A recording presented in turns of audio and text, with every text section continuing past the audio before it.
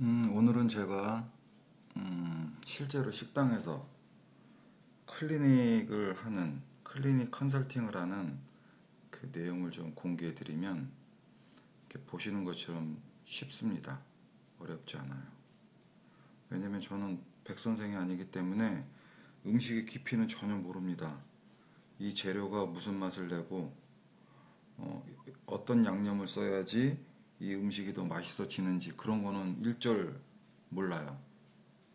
그런 건 전혀 모르지만 아마 제가 손댄 상차림이 그거보다 더 나을 수도 있을 겁니다. 저는 손님의 시각에서 손님이 원하는 바를 지적하는 거거든요. 그래서 그걸 고치라고 말씀드리기 때문에 손님들이 드실 때 이 가성비 만족도는 제 식당이 훨씬 더 높을 수도 있다는 그런 자신감은 있어요. 자, 휴게소 가보시면 착한 우동이라고 써 있어요. 착한 우동. 이 사진처럼 이렇게 근사하지 않아요. 착한 우동은 되게 심플합니다. 별거 안 들어갔어요.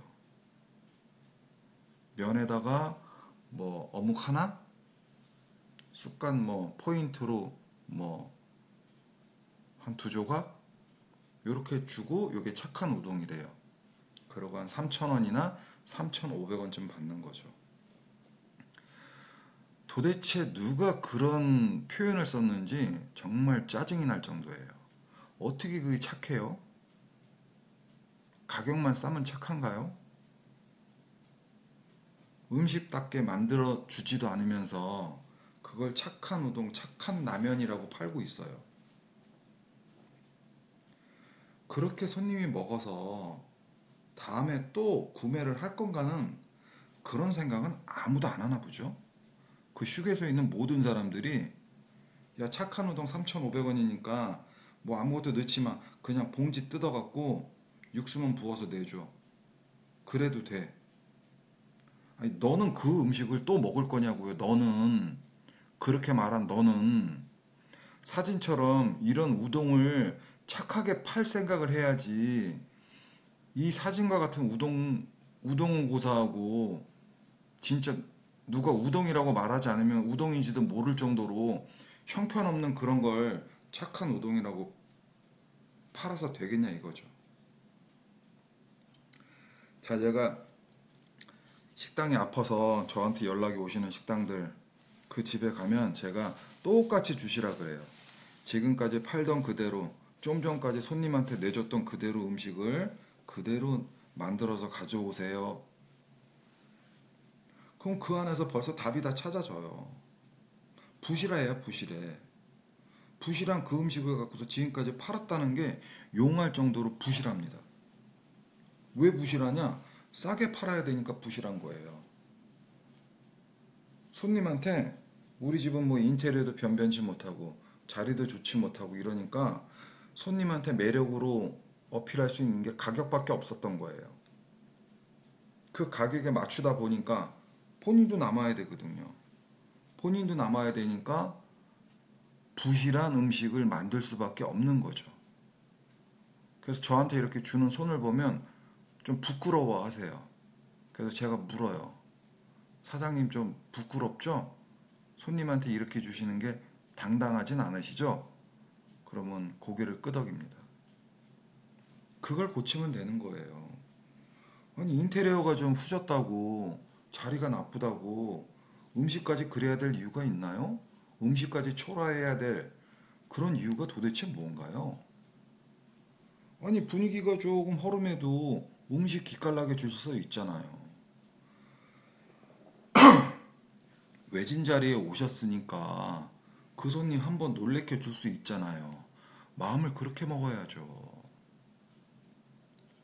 그래서 세 가지 단계로 제가 손을 대드려요. 팔고자 하는 그 메뉴 자체를 풍성하게 주자고 제가 첫째 제안을 합니다. 우동이면 우동, 짬뽕이면 짬뽕, 아구찜이면 아구찜 그 자체를 풍성하게 주는 거죠. 아구찜을 시켰는데 왜 콩나물찜을 주세요? 아구찜을 줘야죠. 아구찜을 많이 줄 수가 없으니까 콩나물찜으로 가려서 주신 거잖아요. 그 싼 가격에서 내 마진을 챙겨야 되니까 그걸 이제 바꾸시는 겁니다. 손님이 시킨 그 메뉴 자체를 풍성하게 주셔야 돼요. 재료를 푸짐하게 담으셔서. 그리고 그것만 갖고서 해결이 안 되는 경우가 있어요. 그러면 특징적인 고명으로 바꿔주는 거예요. 누구나 다 아는 그런 고명. 아니, 짬뽕에 햄을 잔뜩 들어간 게 그게 뭐 대단한가요? 그렇게 해서 손님한테 어필할 수 있을까요? 짬뽕에 해물 많은 건 당연한 거잖아요. 홍합 많이 주는 거 당연한 거잖아요. 이미 이제는 그거는 당연하다 이거죠. 그러면 해물 대신 다른 걸 올리면 안 될까? 짬뽕에 불고기를 산더미처럼 올려주면 안 될까? 짬뽕에 닭다리를 튀겨서 닭다리를 올려주면 안 될까? 이렇게 바꿔보는 거예요.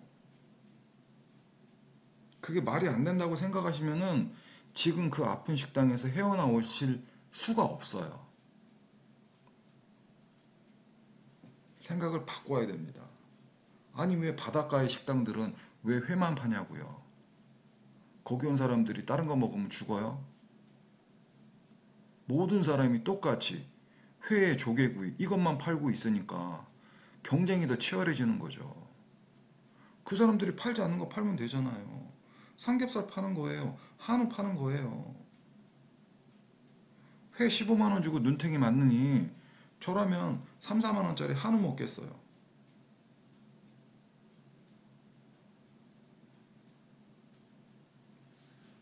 모두가 예스라고 할 때 노라고 하는 게 뭐 그런 광고도 있었잖아요. 그것처럼 다르게 보셔야 돼요. 그 3번이 중요합니다. 전혀 생각하지 못했던 반찬하고 결합을 시켜버리는 거죠. 예전에는 제가 피자를 줬고요. 짬뽕을 시켰는데 피자를 그냥 주네요. 손님이 놀라워하죠? 좋아합니다. 삼겹살을 시켰는데 피자를 줬어요. 고기 반찬 물론 주고요. 덤으로 피자까지 줬습니다. 좋아하죠. 안 먹으면 어떻게 해요? 삼겹살 먹는데 뭐 피자까지는 안 땡겨. 안 땡기는 사람들 어떻게 해요? 포장해서 가면 되잖아요. 포장해서. 덤으로 얻었네요. 공짜로 얻었네요. 선물을. 돈 주고 사야 되는 피자를 삼겹살 먹었더니 그냥 생겨버렸어요. 그 식당 당연히 또 가야 되겠죠. 자, 대부분의 식당은요, 자기가 팔고자 하는 그 주력의 메뉴 자체도 부실합니다. 형편없어요. 이유는 한 가지죠. 싸게 팔아야 손님이 올 거다라고 생각한 본인의 그 기준을 꺾지 못했기 때문이에요. 그래서 본인도 안 먹으려고 그래요. 본인도 부끄럽고요. 본인도 안 먹으려고 그래요. 그걸 손님한테 주면서 손님이 늘어나기를, 다음에 또 오기를 애초부터 말이 안 되는 거죠. 자기도 안 먹을 음식을 손님이 먹어줄까요? 늘 말씀드리지만 맨 마지막이 가장 중요합니다. 옆집 가격대로 팔지 마세요. 옆집이 김치찌개 7,000원에 판다고 나도 7,000원에 매기지 마세요. 나는 그냥 9,000원, 만원 매기세요. 7,000원 매겨서는 싸움이 안 돼요. 이미 당신은 후발이잖아요.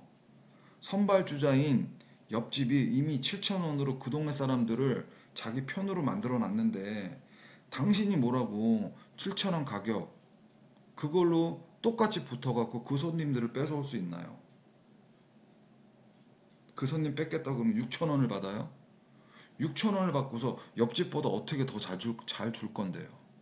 잘 주지 못해요. 잘 주지 못하는 싸움은 애초에 시작도 걸지 말아야죠. 잘 주기 위해서 싸워도 이길 게 말간데 그런 싸움을 뭐하러 하세요?